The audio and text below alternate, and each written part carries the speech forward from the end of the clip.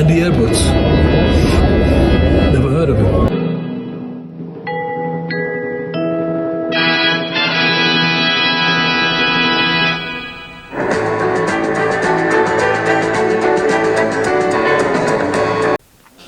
Hello and welcome to this video. This video is going to be called "It Shouldn't Happen to a Drummer." I'll say that again because I said the word happen in a strange fashion. It's going to be called "It Shouldn't Happen to a Drummer." Now that takes its title from one of the books by the great James Herriot, the vet that got into all sorts of scrapes being a vet up north. In the 1930s, a blissful period in British history, although blighted by the Depression in some cases. But he got into all sorts of jolly japes, which he became a multi-millionaire from by selling those stories in his books. Now, I'm going to attempt to do the same here, but in the modern technology of the YouTube video, I'm going to be telling you about some of the funny jolly japes I got into. But none of them, you will be glad to hear, will involve me having my hand up an animal's bottom. Oh no, I can't tell them that. Well, there's one story, but I'm not going to go there with that. Now, I have been for years trying to come up with a format, top 10 or whatever it is, where I could come in and tell stories from my past career as a touring musician. I even came up with the ridiculous idea that I could be like in a psychiatrist chair being interviewed by a psychiatrist through these traumatic events, and that video does exist, and some of the stories in there maybe get repeated here on this, which is going to be part one of my relaying to you some of the more sillier and bizarre and hopefully funnier events that happened when I was a touring musician. Now, they used to say in the old days, what goes on the road stays on the road. Or as another musician once said to me, "Andy, did you not know," as he held up his ring finger with his wedding ring on, he says, "the marriage license only has a 50 mile radius." So back in the old days, once those musicians stepped onto that bus and they left the country and wound up in some, far-flung part of Belgium, all sorts of things that could go on. Before the internet, before mobile phones could photograph things, it was a blissful time where people could get up to all sorts of hedonist nonsense. Now, blokes going out indulging in hedonist nonsense, right, can also bring about scenarios which are chaotic to say the least. Now, I am going to tell these stories as though I am a jaded musician who has toured and toured all my life, and I'm going to be relaying them with a sort of sense of humour and looking back and seeing the folly of being young. But the truth is, many of the stories I'm going to tell you were terrifying for me at the time. I was panicking. I've always been a panicker. And when I started going out in tours in bands and I saw the chaos that I was surrounded by, it made me very, very panicky. And after a number of years doing it, when I first went out, it was very exciting. But after I saw some of the chaos that ensued, I started to look for an exit strategy. Now, I have friends of mine that they're only happy once, they've packed their bag and stepped onto that tour bus. And they sit down going, "That's it. I have left all the troubles of the world behind. I don't have to worry about bills coming through the post or having to go and do to the shops and get more toilet paper. I can just sit back and exist. All I got to do is turn up to a sound check, or if you're in the proper band when you've got tech sound checking, you don't even have to do that. Turn up to the gig, play, and then the rest of the time, the world is my oyster. And my oyster is full of all sorts of hedonistic activities. All sorts of hedonistic activities. Now, believe it or not, most normal people, when you put them in the sweet shop, they eat the sweets. That was the first shock I had. And I think I start with that story here right now. And I am going to have to not name any names. I am going to have to pull a veil over certain activities. I'm going to have to, you know, utilise my don't go there facility. And I'm going to have to, in some cases, play the story down, because the reality is funnier, but is probably a little bit too much for my lack of lawyers and the libel scandals that could be out there. You're getting more and more excited by this. I'm 5 minutes in, aren't you? But it is interesting how the sweet shop is there. I'm going to give you a story which is an example of the sweet shop. And we're not talking drugs or drink. We're talking, in terms of a band full of males, the opposite camp. You know the opposite camp. You may have seen some if you go outside. You know, there may be a few watching now. If you could just say hello in the comments, all 4 of you, just wave hello and say, Andy, I am here.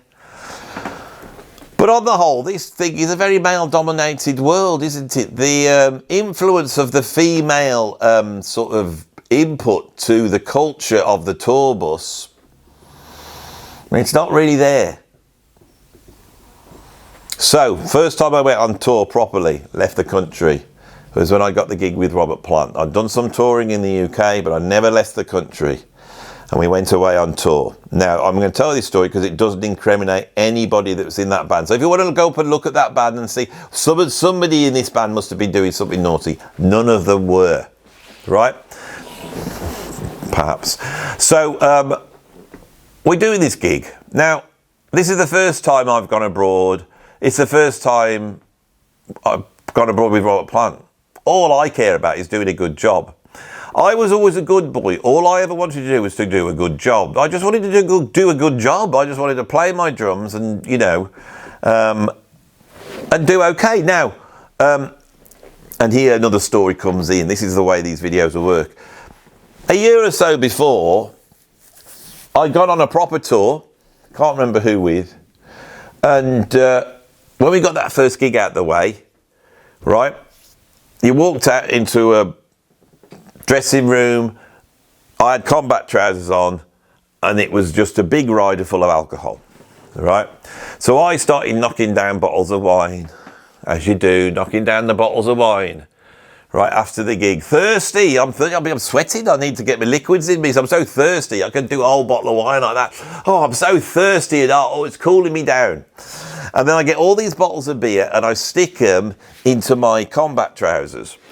Then I get on the tour bus and we drive off wherever we're going. I think we're going to halfway to the next venue. So that was usually a thing that could happen. So we're going to drive halfway to a hotel at the next venue so we don't have to drive in the morning. No, we didn't. We just came straight back. That's what I remember now. We came straight back to the hotel. I went up to my hotel room and I sat there on my bed, head spinning, but knocking back all these bottles of beer until I was completely drunk. I passed out in my bed. Now, this is not really a story for most musicians. They wouldn't relay this story, but you have to understand, I've been teetotal now for 17 years, and I did have a little bit of a drink problem before then, and that's why I decided to stop. But back then I drank the same as everybody else. So I enjoyed myself, got really drunk. It would happen every now and then. At 6 o'clock we get the call, go down, we get onto the tour bus. I'm feeling really, really ill. And once I get on that tour bus, it wasn't like normal when I was at home where I'd lie in bed until I felt I could just about get out of the room and then maybe have a soluble aspirin and, you know, maybe or get some toast down me and eventually I'd start to feel better. I'm up way too early to get to the 3 o'clock mark where my hangovers always used to leave me. I got 9 hours and I'm on the bus and I'm feeling so ill and I'm looking a funny colour. And everybody in the band they're all laughing at me. And they're making it worse. They're talking about having fried breakfast and things like this. And because they keep talking about having fried breakfast, I have to pull the bus over, jump out into lay-by, and I vomit everywhere. And then they were all laughing at me. And I remember thinking, I am never going to drink again. So at this Robert Plant gig, I'm not drinking. I'm not going to party. That's it. I'm done and I'm ready to go home. We're all, we'll go back to the hotel. We all are. These two guys arrived. They were dodgy guys. I don't know who they were. Yeah, I know exactly who they are. I don't know who they are or what their names were. You do remember their names. And they said, what the hell are you doing, chaps? although they talked in a more sort of a different accent to that. But they said, what are you doing, chaps? You're playing with Robert Plant. You need to have a party with lots of ladies. That was basically what they said we needed to do. And we weren't really bothered. So then they go out from the dressing room because they've got, you know, all access pass. They're not even in the band. They're not Robert Plant. They're not in band. They're not even in the crew. They're just some bloody associates of one of the guys in the band. And they go off and they start walking around the venue as everyone's leaving, going up to girls saying, would you like to meet Robert Plant? Would you like to read Robert Plant? We're back in the dressing room. A bit later on, they come back in and they go, we're having a party, lads. I said, oh, that's nice. And then they open the door and these girls start walking in. Hello, my name is Helga. Oh, thanks. Nice to meet you, Helga. Hello, my name is Olga. Nice to meet you, Olga. And they come in. They don't stop. They've gone and grabbed 30, 40, 50 girls and brought them all backstage. Right? We can't move. So we go back to the hotel. Now, this hotel has closed the whole floor for us. And so we sat there in the bar with it all to ourselves.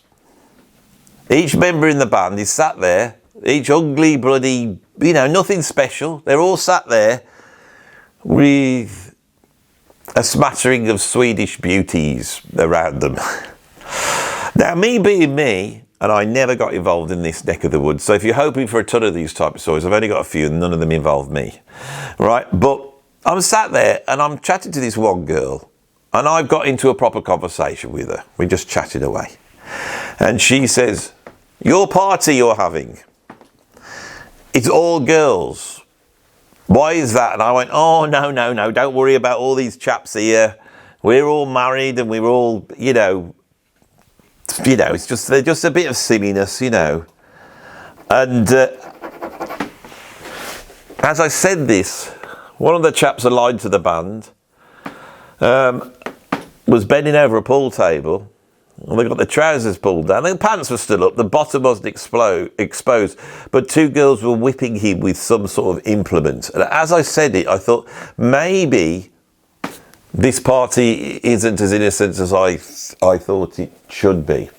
Now, that is what I'm on about the sweet shop. And we've also illustrated the fact that you can be getting drunk. There's all sorts of substances around you. All sorts of things could be going on when you go out on the road, or used to. Now, of course, in these modern times, a lot of these tours are dry tours and everybody has to not even get off their head one bit. I never knew of this. Everybody was getting off their head all over the place all the time. And this would cause all sorts of strange shenanigans amongst the band, right? A band, you sort of sit around all day long, waltz down to the gig, you do the gig, but because you didn't have to get up in the morning, if you're on a tour bus at your hotel, if you can, you're gonna lie in 12, 1 o'clock, 2 o'clock, sort of rise, you know, buzz your mates, where are you? Or we go for a cup of coffee, you know, and you just slowly get over the day. Do the gig, and then when the gig's finished, you're wired, you're all hit up, you don't want to go back to bed. You want the excitement of the gig to carry on. This is a cliche, but it is true. And in that, all sorts of shenanigans and strangeness can occur when you're in that sort of a situation. If it's a decent gig, they will supply you with lots of alcohol, so you can grab that. I used to do, you know, because you've got to understand, like, being on tour is a little bit like going on holiday every single day. It's stressful, at least it is for me. I mean, I'm a drummer. So, you know, not only are we going on holiday every single day, you know, I've done tours where we're flying every single day to the next gig. Then you land, and then you do the gig, and then you fly, and you land, and you do the gig. Now, back then, back in those times, when I was doing it, they used to bring out all those little bloody bottles, you know, the old little bottle. You could have a whiskey, please. And they bring out those little bottles. And I had the combat trousers. Now, the reason I had the combat trousers is because I used to panic about my passport, right? At some point, I will tell you the story about what happens when you lose your passport on tour, but we're not ready for that one yet. But it's not very nice when you lose your passport on tour. So I was always panicking about my passport. I never wanted to leave it in the dressing room when I put my clothes on. So I used to have black combat trousers. And in there would be everything. Job keys, passport, money. I'd have it all in there the whole time. All right? And it meant that if someone said, "Where's your passport?" "I got it there. We've got it there already," like that. Then you've got my passport. Now,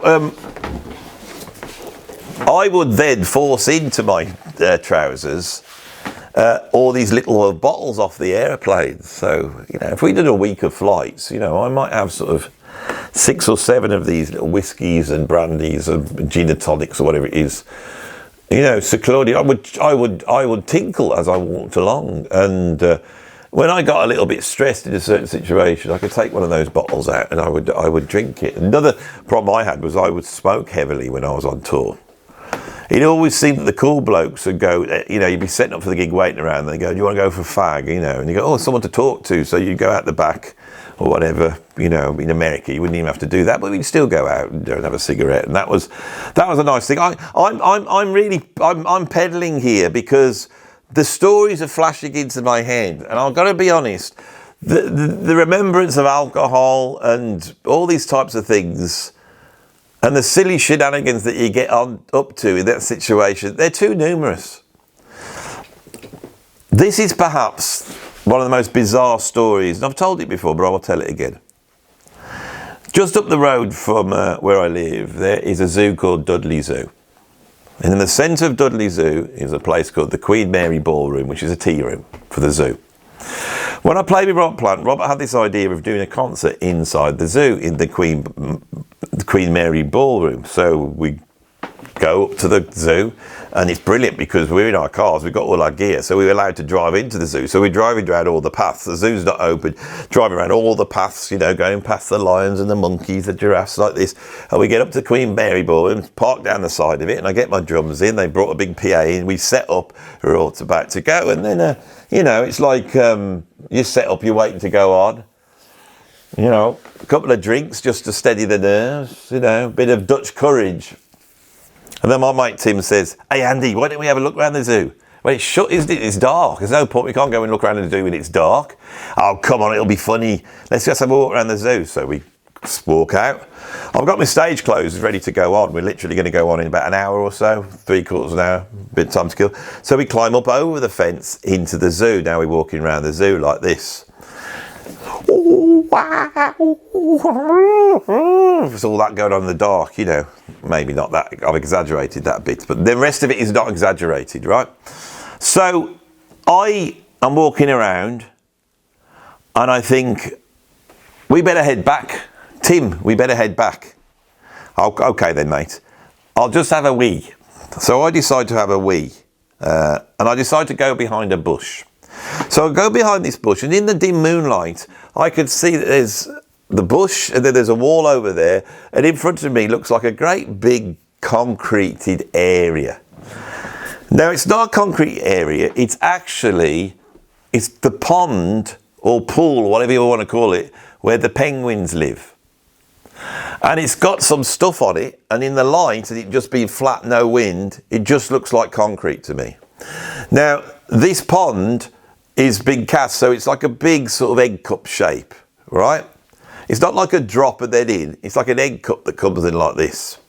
I step out to walk across there, and as my foot goes down, it hits the water, and that foot hits the slope. I try and steady this, my other foot joins it, and then with all the slime, I slowly sink. I start sinking as my feet, now it probably happened quite quick, but to me, it was like a slow descent down as my feet slid through the murk to the bottom of the pool, which was way over my head. And I can remember thinking, it's up to my knees, as I'm literally going down like that. Oh my God, I'm sinking. It's up to my knees. It's up to my waist. It's up to my nipples. It's up to my mouth. When I was under the water. So I start swimming to get to the side. I'm swimming across. And at that point in time, I think, what animal is in this? Is it like a walrus? Is it like a seal? What's in this pond? And can it be of risk to me?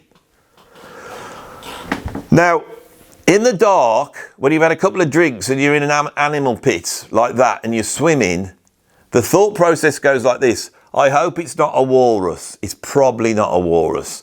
It wouldn't be a shark pit or anything like that. It's probably seals, right?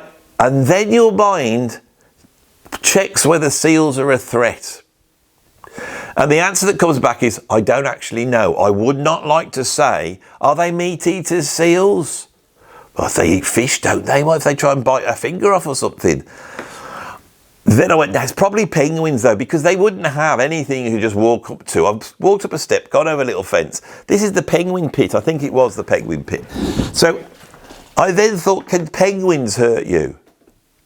Now, under normal circumstances, you'd say a penguin can't hurt you. But for me, the thought that I was surrounded by, nocturnal penguins was absolutely terrified. I scrambled my way out of this pond, screaming for my friend. And we walked back to the venue, which is now, we have about 20 minutes to go on stage. And as I slopped back, covered in water and penguin droppings, Big Dave, who was a guy that used to work for Robert, was sat outside having a fag at the venue. And he looked at me, and I looked at him. I trotted, my way down. And I'll never forget, he looked at me and he went, fucking hell. That was it. I slurped my way into the dressing room, expecting now to get told off by Robert Plant, because he's going to say, what the hell have you done? We're going on in 20 minutes. You were jeopardising this gig. I walked in, covered in water, and I said, Robert, I've just fallen into the penguin pit. And he looked around and went, because to him, these stories I'm relaying to you are obviously rubbish. And he's got way better stories than someone falling into a penguin pit before the gig. But these are all the ones I've got, you see. Now, it's interesting when you do go on tour, because one of the things that nobody tells you, you may be in the sort of subarctic climate of the United Kingdom in the autumn or the spring. It's the middle of summer and it's still pretty overcast today. Not the best day, But some days, I remember it would be early spring, March-ish, and you'd go through the rain and the clouds, get to the airport. You'd take off, next thing you're above the clouds, it's all sunny, and you land in Portugal or somewhere like this. And when you get out, you go to the hotel and it's suddenly blazing hot. And they got a big swimming pool. And you think, God, I want to get in that swimming pool. But you haven't brought your trunks, because it was not an Englishman's mind to bring trunks under these circumstances. Sometimes it would be so hot when you got there and there wasn't a swimming pool, you would say, why don't we go to the local swimming baths? So then musicians, without a mum or dad or a sensible adult to accompany them, are now attempting to go to the swimming baths unaided. One such event happened when I was in Ireland playing with Ian Parker. And we decided to go for a swim. And so we need to get some swimming trunks. We toddle downtown. We find a shop that sells swimming trunks. I go in. Back then I was a bit slimmer. I need a medium size. Medium will do, I think. Medium will do. So I pull these swimming trunks off, look inside, medium. I better try them on now, because if I get there and they don't fit, it's going to be embarrassing. Why don't you try them now? So quickly, over the top of my trousers, I just try and put these swimming trunks without the lady seeing what I'm doing. So I put them on. I get them to my knees. They're a bit tight, and I think perhaps they are a bit stretchy, and with the trousers on, I'm going to make sure they work. So then I really yank them, and I manage them to get them on here. Right? They're way too small. Can't understand it. So then I try and take the swimming trunks off. I can't take them off. I pull them down. It's like I need one of them wallpaper scrapers to get them off. And I eventually get them down and they just won't come off. And they're round about my thighs above the knees. And as I'm struggling to do this, I then fall over. I grab swimming trunks as I go. I fall onto the thing, which alerts the lady. The lady comes over. And she just said to me the immortal words. She didn't say, what are you doing? What's going on here? She just said this. This is the children's section. So eventually, I've got my trunks. The lads have gone because of all this debacle. I will meet you at the swimming baths. They all go off. I get down to the swimming baths with my trunks, queue up, pay my money, go in, down to the changing rooms, put my swimming trunks on, through the door. Where's that little bit you walk through where you have to put your feet in the yellow stuff? Where is it? Can't find it. You know, where is this swimming pool? Down the mistake I'd made. Being a drummer, you know, there's going to be a lot of these stories that rest on the fact that I am really, you know, not really equipped to deal with normal life. I hadn't gone to the swimming baths for the swimming pool. I'd gone to another separate changing room for the squash courts. Now, I found the squash courts, but I wanted a swimming pool, so it's obviously not that way, so I went the other way. And I eventually come up against two doors. I push those doors and exit, and I look round. I am on the outside on the car park of the swimming baths. Oh, bloody hell. Tried to get back in. It's one of them doors with that pushy thing. I can't get back in. I'm now trapped outside the swimming baths in the car park in my trunks. I wander around to the front of the swimming baths. There's a queue. So I have to get into the queue. When I get down, I say, look, I'm really sorry, but my clothes are in there. You know, I'm ready to say all this stuff. You got to let me back in, blah, blah, blah. You know, it's like, and the woman just turned around to me and said, sir, we have changing rooms. You don't have to get changed before you come. So this is always an aspect of touring for me. Is I was out on my own a lot of the time, trying to make decisions in scenarios that I don't know so well. This is why I suffer with anxiety, because if in any given situation there's a right way of doing something and a wrong way, I am going to pick the wrong way. That's just me. I'm going to naturally pick the stupidest thing to do rather than picking the best thing to do. And I've got all sorts of stories that will illustrate this, really.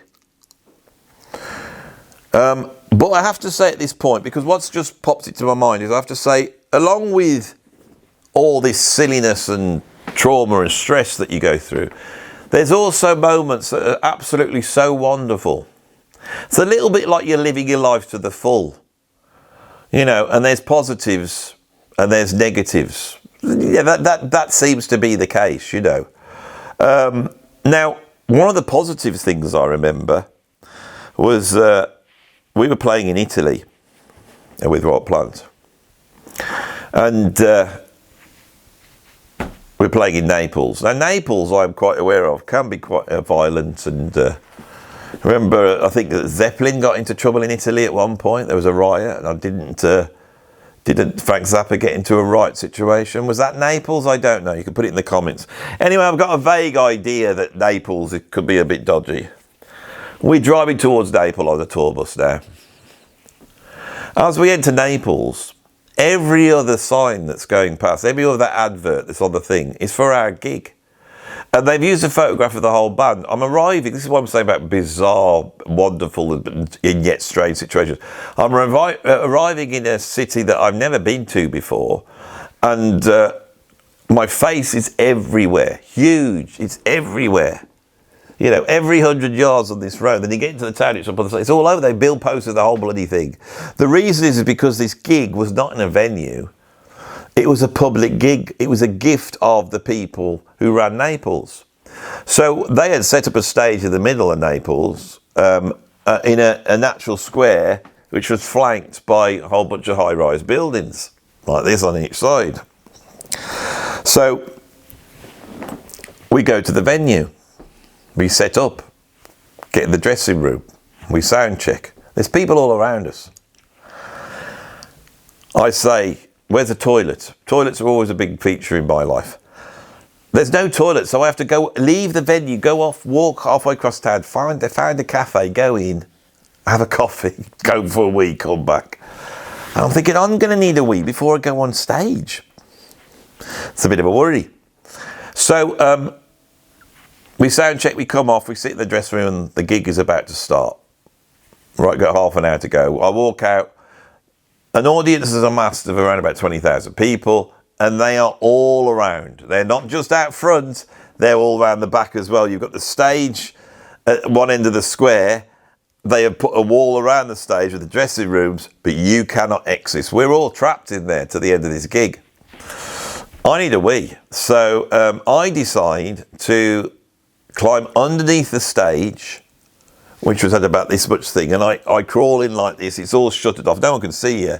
And then lying on my side, just before the gig, I urinate sideways onto the square, come back in, and then as we're about to go on stage, Roberts comes in. He said, "Look, chaps, my voice is shot." We were doing a lot of gigging, and his voice has been really put through the mill. He said, "I can probably sing for about an hour. We're going to do an hour and a half, but at the half-hour mark, I'm going to go, but we're not going to tell them that. So you need to keep playing." 20,000 people. So I think he did an hour and 10 minutes. We do the gig. Robert does about an hour and 10 minutes, and then he just leaves. We know what's happened, but we're still playing, do drum solo, guitar solo. We go like this and this and this. And the audience start to shout, "Robert, Robert, Robert," and all this type of stuff. And then the guy comes out and says, "You've done enough. You know, we've satisfied the contract. You need to get off stage." Now, they've taken Robert away. Okay? They then drive through the crowd. Our tour bus into the crowd is about 200 yards away. They say, "Get off stage and run to the bus." I'm like, "What about my stuff at the hotel?" So then we've gone in, we packed it up, we've got everything. "Oh, don't even sure you got everything." "Yeah, we packed everything. Just run to the bus." So we down tickets, down sticks, and we run down off the stage across to this bus. The audience see us running. They're looking for Robert, and they realise that we're going. Right? We hit that bus, and there's now a wall of 20,000 people running towards us. We're knocking on the bus to the bus driver. "Let us in, let us in, let us in." And this bloke sits there, this Italian bloke, and he realises it, so he pushes a button like this, and the door is slowly opening. It's like this, it's opening so slow. As soon as we've got a foot, we're all trying to squeeze in. Right, as we get in, they've jumped over, they've got to the bus. We shut off, we drive off. People are jumping onto the bus. They're holding onto the bus for dear life. They're on the roof. We're driving slowly out. As we pick up speed, they jump off. It's absolute chaos. We get a motorcycle cordon join us, and they at now high speed escort us out onto the road, somewhere going somewhere. The next day, we're going to Switzerland. And so, where are we going? Well,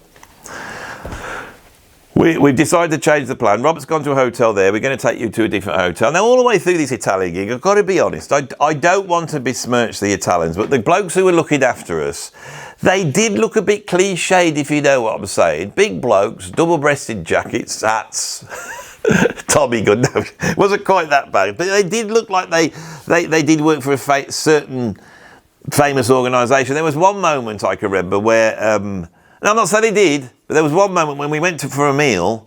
We got taken to a meal by these types. We were taken to a meal, you can follow us. And the band go out, they all jump into this black limousine that's been supplied by these people. I can't get in, there's not enough room. So they put me into another black limousine, all on my own. The band drives off, we're following them, and we get to a certain junction, and he takes a right, and the others go left. Say, "Where are you going? Where are you going?" "Oh, I know a shortcut." And I'm thinking, "No, you don't. I bet the band's put a hit on me. They're going to take me out to some bloody harbour and shoot me. This is the end." I was panicking, but he didn't know a shortcut after all. So these guys are looking after us. God knows who they are. I said, "Don't worry, we'll get you a hotel." We start drinking, like I'm saying. The clinky bottles are drinking, I'm drinking. My mate's really drinking. We're really, really drunk. I remember at one point, after about 2 hours of driving through an incredible storm, lightning going across the thing, bus going fast, we pull over because we need the toilet again. "Can you pull over to a lane? I need the toilet." So we're all doing a wee this time. And about 3 cars pull up. These Italian psychos had followed the bus for 2 hours, not knowing where it's going. "Where's Robert? He's Robert here." "No, chaps, he's not here. He's gone in a different bus." Oh, well, can you sign our things?" So we sign their things. Carry on drinking. We arrive at this hotel. My mate crawls in He can't get up the first flight of stairs. When he gets to the first landing, the first flight of stairs, there's a little thing in the window, like a little bench. And he just climbs onto that and he goes, no. He said, I'm okay. Andy, I'm good. And he just goes to sleep there. Didn't need a bloody hotel room, does he? I get into my room, you know, tired, worse for wear, undress, into bed. At some point I wake up and I'm not too sure where I am. Right, I'm not too sure what happened. Right, it was one of those mornings. Where was I? Oh, we were doing a gig and we were driving back when it was me and Tim and I opened my eyes and I am sat in a bedroom of such opulence you will not believe. My bed's at the one end here, and then I'm looking at a room which is probably the size of this room here, just as my bedroom, right? And if you imagine I was lying like this in bed like that. And you see where I've got my big window there? That was a wall exactly like that with a window like that. And I open my eyes and I'm looking at this, and it's all like bloody plasterwork, you know. It's like proper like Italian villa, you know, like Benito Mussolini's house or something, you know. So I'm sat there like this, and I think, where's the bloody light? So I reach around to the switch and press the switch here. And as I switch it, that bit over there shudders and it opens. And as it opens, I can see I've got my own private garden full of ornate beds, little water fountains tinkling away, butterflies and wasps. I stand up dishevelled in my yesterday's underpants and a t-shirt, and I wander out into this idyll, wondering whether I was in fact dead. But I wasn't dead.